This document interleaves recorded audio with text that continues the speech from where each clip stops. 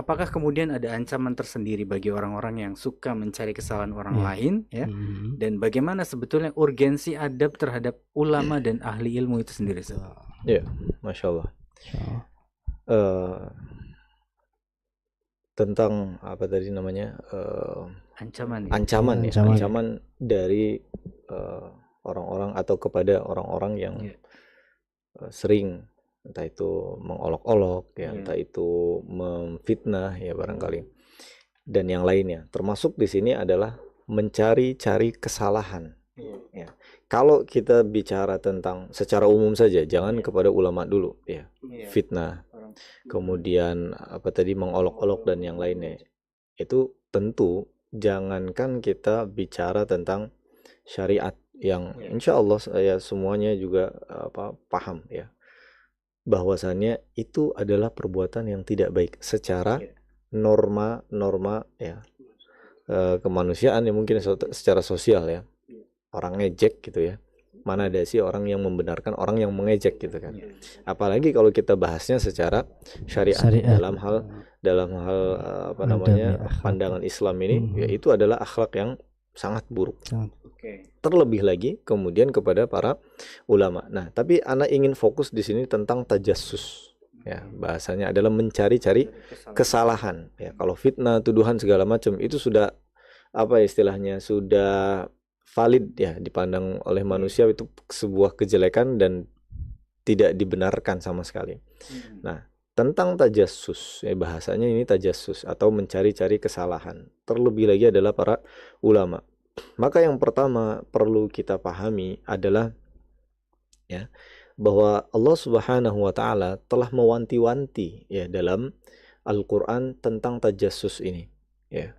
Wala tajassasu, kata Allah Subhanahu wa taala, janganlah kalian mencari-cari kesalahan orang.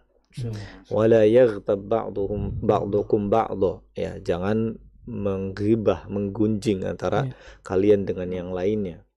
Ayuhibbu ahadukum ayyakula lahma akhihi maitan fakarihtumu, maukah kalian memakan daging bangkai saudara kalian, gitu. Kalian pasti akan membencinya, gitu kan. Ya. Sekali lagi, kalau sudah ada penyebutannya dari Allah, pelarangannya, maka sudah pasti hukumnya adalah haram. Ya, sudah pasti hukumnya haram. Pelarangan itu mutlak soalnya. Ya, tidak ada penjelasan AIU, ya, tidak ada penjelasan apa namanya yang mendampingi hal itu, ya, menjadikan hukumnya berubah, tidak. Secara mutlak maka dijadikan itu adalah haram hukumnya. Nah, kemudian, ya, dari Abu Hurairah radhiyallahu anhu, Nabi SAW pernah bersabda, iyyakum wadh-dhann fa inna dhanna akdzabul hadits. Ya, hindarilah, waspadalah kalian dengan berburuk sangka, karena buruk sangka ini adalah sejelek-jeleknya perkataan dusta. Tajassus itu awalnya dari mana? Kalau bukan dari prasangka yang buruk, ya kan? Nggak mungkin orang nyari kesalahan dengan tanpa dengan tanpa apa namanya prasangka yang buruk. Antum misalnya Akhafid, ya, temenan sama Aan, dan masing-masing sudah tahu orangnya baik. Apa fungsinya untuk mencari kesalahannya, ya enggak? Tapi kalau sudah ada zon, sudah ada apa namanya itu prasangka buruk, kayaknya nih, baru dicari kan. Nah, apa ya? Nah, maka dari dasarnya dulu kita bahas ini, bahwasanya zon yang buruk ini atau suudzon, ya, bahasa lebih umumnya, suudzon ini adalah akdzabul hadis, seburuk-buruknya perkataan dusta. Dustanya aja udah buruk, ini tambah lagi seburuk-buruknya perkataan dusta. Maka, ya, kalau tidak ada bukti, ya, berbeda kalau misalnya ini adalah zon yang masih ngambang, masih 50-50, kemudian kita menemukan bukti, ini bukan suudzon namanya, sebuah pembuktian, ya. Apalagi ini akan dibutuhkan ketika kita naik ke mahkamah atau apa pengadilan, itu akan dibutuhkan. Itu tidak termasuk dari suudzon, ya. Suudzon ini yang tanpa bukti, ya. Ya, kemudian nanti akan berlanjut kepada tajassus yang juga tentunya dari dasarnya sudah dilarang, sudah ada ancamannya, dan dikatakan seburuk-buruknya pendusta, ya. Maka tentu tajassus ini akan lebih buruk lagi karena dasarnya sudah sangat buruk. Kemudian poin yang kedua adalah kita menaruh curiga kepada orang yang beriman. Oke. Ya, tambah lagi keburukannya. Udah beriman, alim ulama lagi, wes naik level lagi. Jadi makanya ya dalam apa istilahnya mengolok-olok, menghujat dan yang lainnya kepada para ulama itu termasuk dosa besar karena memang apa namanya ininya banyak sekali ya kesalahan-kesalahan yang rentetannya sebegitu banyak gitu kan.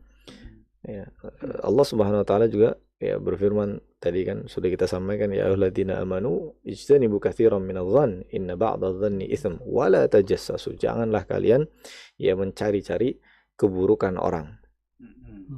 Dan ini adalah ya prasangka yang lebih seburuk-buruknya prasangka yang buruk ini adalah seburuk-buruknya perkataan dusta.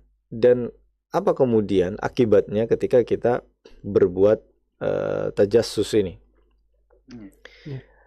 Dari Ibnu Abbas radhiyallahu anhuma, ya Nabi SAW pernah bersabda, "Man istama'a ila haditsi qaumin wa hum lahu karihun aw yafirruna minhu ya subba fi udhunihi al-anuku yaumal qiyamah."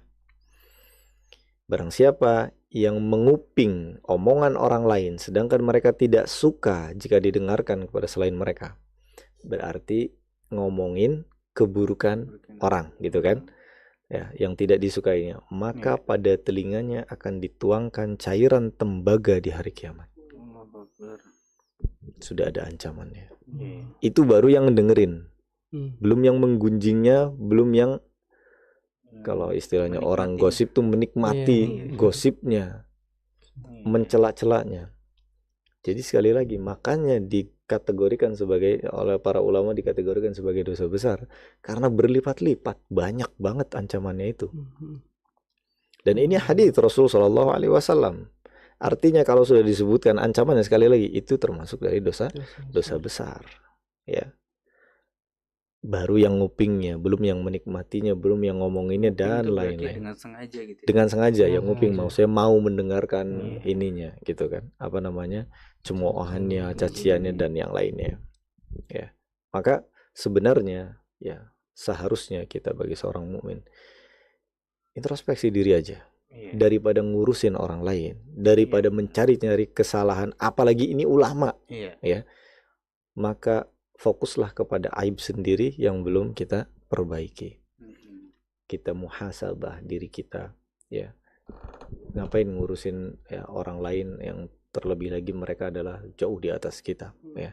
Lebih baik kita perbaiki diri kita, ya, sebelum kita dihisab oleh Allah Subhanahu wa taala. Ya, jadi maka ancamannya sangat besar sekali dan juga tentunya ya ini perlu kita ketahui ya agar kita sadar bahwa semodel seperti ini nih ya ancaman orang-orang yang suka memfitnah, mengolok-olok para ulama ini akan sadar gitu ya.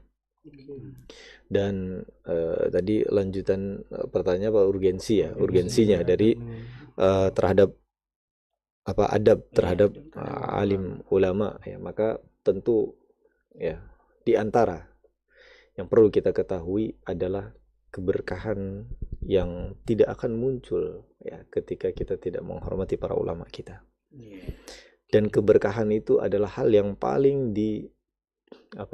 dinanti-nanti, yang ditunggu-tunggu ya oleh kita, karena tanpa adanya keberkahan semua itu seperti sia-sia.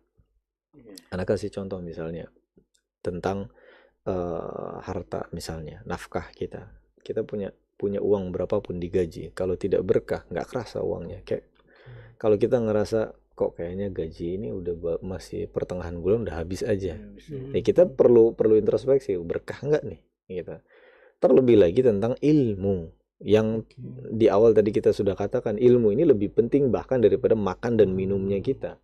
Kalau tidak kita cari keberkahan itu dari para ulama dengan kita melaksanakan hak-hak yang harus kita tunaikan kepada para ulama ini, maka hilang keberkahan itu, hilang keberkahan tersebut ya.